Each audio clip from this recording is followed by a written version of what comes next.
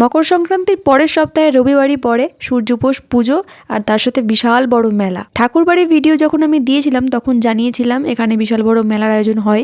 অন্যান্য সময় ঠাকুরবাড়ি প্রচুর পরিমাণে ফাঁকা থাকলেও ঠিক এই আজকের পুজোর দিনে আর মেলার দিনে যে পরিমাণে লোকজন হয় কোনো দিন কোথাও কোনো মেলায় আমি এরকম লোকজন দেখতে পাই না। আর মেলা ঘুরতে কার না ভালো লাগে, তাই স্নান সেরে রেডি হয়ে বেরিয়ে পড়েছি। এখন আমরা টোটোর মধ্যে বসে আছি, কিন্তু এখন অব্দি একটা প্যাসেঞ্জার আসেনি, তার ওয়েট করছি। আধ ঘন্টা প্রায় হয়ে গেল, কিন্তু এখন অব্দি আসতে পারছি না। তার বাড়ি রেলগেট, কি রেলগেটে আছে আহামরি বুঝতে পারছি না ব্যাপারটা।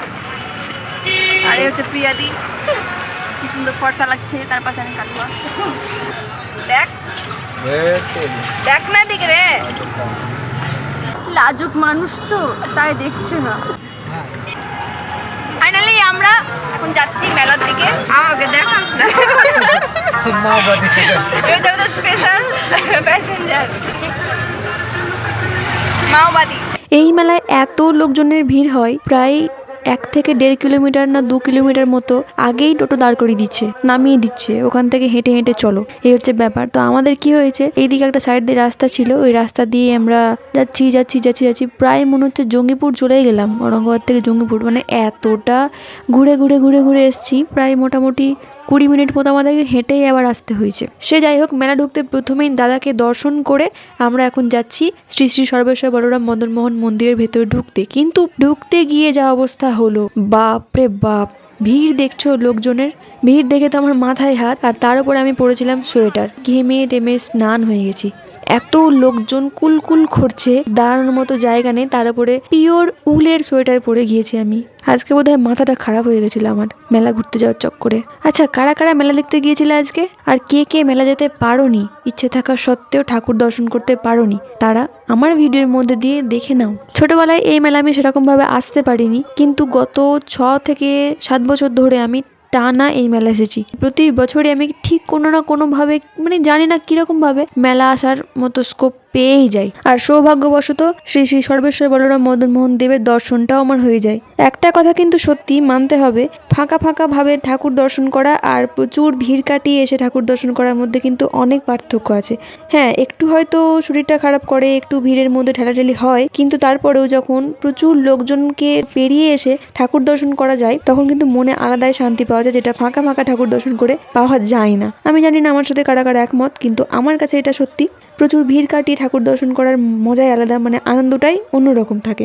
এই তো প্রায় অনেকটাই চলে এসেছি, আর একটুখানি গিয়েই ঠাকুরের একদম কাছে চলে এসেছি। এই নিয়মটা কিন্তু অন্যবারের থেকে আলাদা করেছে। প্রচুর ভিড়ের মধ্যে থেকে কিছু কিছু লোককে ঢোকানোর পরে ওই গেট লাগিয়ে দেওয়ার মতো এই ব্যবস্থাটা করা হয়েছে। এইবার আমি প্রথম দেখলাম, এর আগের বছর এরকম ছিল না, মানে এর আগের বছর অসুবিধা করেই লোকজন ঢুকছিল, এই বছর কিন্তু একটু ভালোই নিয়মটা করেছে আমি দেখলাম। ঠাকুর দর্শন করে তো মনটা ভরে গেল, কিন্তু মনটা ভরিয়ে দিলে তো হবে না, এখানে বেশিক্ষণ দাঁড়ানোর চান্সই নেই। আমি শুধুমাত্র দর্শন করলেই তো হবে না, আরো কত কত লোক, হাজার হাজার লোক আসছে, সবাইকে দর্শন করার সুযোগ দিতে হবে। তাই দর্শন করে বেরিয়ে পড়লাম। ভেতর দিয়ে একটা রাস্তা আছে, আর রাস্তায় চোখে পড়লো খই। হ্যাঁ, এই খই নিয়েও কিন্তু একটা বিশাল বড় কাহিনী আছে। অন্যান্য কোনো মেলায় কিন্তু এই জিনিসটা দেখতে পাওয়া যাবে না। এটাকে কি বলবো, খই বলা যাবে, আবার অনেকে অনেক রকম বলে, আমি এটাকে খই নামে চিনি। এই সূর্যপোষ মেলার বিশেষত্ব এই খই আর ঠাকুরকে চিনির প্রসাদ নিবেদন করা।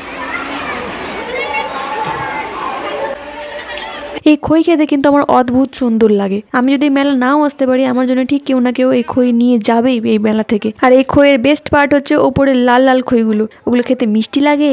তাই নিয়ে নিলাম 1 প্যাকেট খই, আর খেতে খেতে চলে এলাম মেলার দিকে। মেলার মধ্যে এসেও প্রচুর ভিড়। মেলা আসি কেন, আচ্ছা লোকে মেলা যায় কেন, শুধুমাত্র ভিড় আর ঠেলাঠেলি দেখতে? আমার তো মনে হয় সেটাই দেখতে যাই, কারণ আমি তো নিজেই ঠেলাঠেলির শিকার। না কিছু খাই, না সেরকম ভাবে কিছু এনজয় করি, জাস্ট ঘুরি, হেঁটে হেঁটে পুরোটাই গোল গোল করে ঘুরে নিলাম। কিছু যদি মনে হলেও খেলাম একটু আধটু, ওরকম খাওয়ার প্রতি অত নেই, ব্যাক করে বাড়ি চলে এলাম। তাও বলবো ভালো লাগে, তাও মেলার প্রতি এত টান কেন বুঝতে পারি না। প্রতি বছর যেতে হবেই, যেখানেই মেলা হোক সেখানেই মেলা ঘুরতে যেতে ভালো লাগে। সে যাই হোক, মেলা এসে কিন্তু ভালোই করেছি। এখানে একটা ইনফরমেশন দেওয়ার আছে অনেক কাউকে বলতে আমার বন্ধুদেরকে, তোরা যারা ভিডিওটা দেখছিস, এখানে কিন্তু ভালোই দেখতে মেয়ে পেয়েছি। সচরাচর মেয়ে তো দেখতে পাওয়া যায় না, আমি কিন্তু ভালোই দেখলাম। কিন্তু আফসোস একটাই, তোদেরকে নিয়ে আসতে পারিনি। তোরা এক কাজ করিস, ভাঙা মেলায় ঘুরে যাস একবার, আর থ্যাংক ইউ বলতে হবে না? একজন বনি তো তার দাদার জন্য বৌদি খুঁজবে, তারই তো দায়িত্ব। বুঝি রে বুঝি। আরে এখানে এসে তো আমার স্কুলের সেই ফুচকাওয়ালা কাকুর দেখা পেয়ে গেছি, যে কাকুর আমি সব জায়গায় খোঁজ করি, প্রত্যেকটা মেলায় গিয়ে খোঁজ করি। কাকুকে দেখতে পেলে সেই কাকুর কাছেই ফুচকা খাবো, না হয় তার ছেলের কাছে ফুচকা খাবো। তো এখানে কাকুর দেখাও পেয়েছি, তার ছেলেও আছে পাশে। ইস, ফুচকা খেয়ে সেই স্কুল লাইফের কথা মনে পড়ে গেল গো। কত পরিমাণে দোকান বসেছে এখানে। আচ্ছা এই লাল লাল জিনিসটা কি, গেস করে বলো দেখি? এরা তো সর্ষের জমিটাকেও ছাড়লো না, দেখে মনে হচ্ছে পিকনিক স্পট। এই যে আমরা এখান দিয়ে হাঁটছি, এই জায়গাটা কিন্তু একটা নদী বয়ে যায়। এখন নদীর জলটা শুকিয়ে গেছে, আর এটা অ্যাকচুয়ালি বাজিতপুর শ্মশানের ঠিক পাশেই। কিন্তু দেখে কি মনে হচ্ছে এটা শ্মশান? একদমই না। মিকি মাউস জাম্পিং থেকে শুরু করে যত লোকজন আছে এখানে কিন্তু এই সর্ষের জমিতে ফটোশুট করতে এসছে। মন্দিরের দুপাশেই রয়েছে বেরোনোর জন্য দুটো রাস্তা। আমরা যেহেতু পেছন দিক দিয়ে এসেছিলাম তাই সামনেটা দেখানো হয়নি। সামনে রয়েছে মা কালীর মন্দির। এই মন্দিরটা কিন্তু খুব সুন্দর করে নতুনভাবে তৈরি করা হয়েছে। আগে মা খোলা আকাশের নিচেই থাকতো। ঠাকুর দর্শন হলো, এবার চলো একটু বাদাম টাদাম খাওয়া যাক। কিছু তো খাইনি, সেই 2-3টে ফুচকা, তাই নিয়ে নিলাম গরম গরম বাদাম। আজ কা ব্লগ यहाँ पे ही खत्म करती हूँ। দেখা হবে নেক্সট কোনো ব্লগে, নতুন কোনো জায়গায়। তো চলো আজকের মতো টাটা।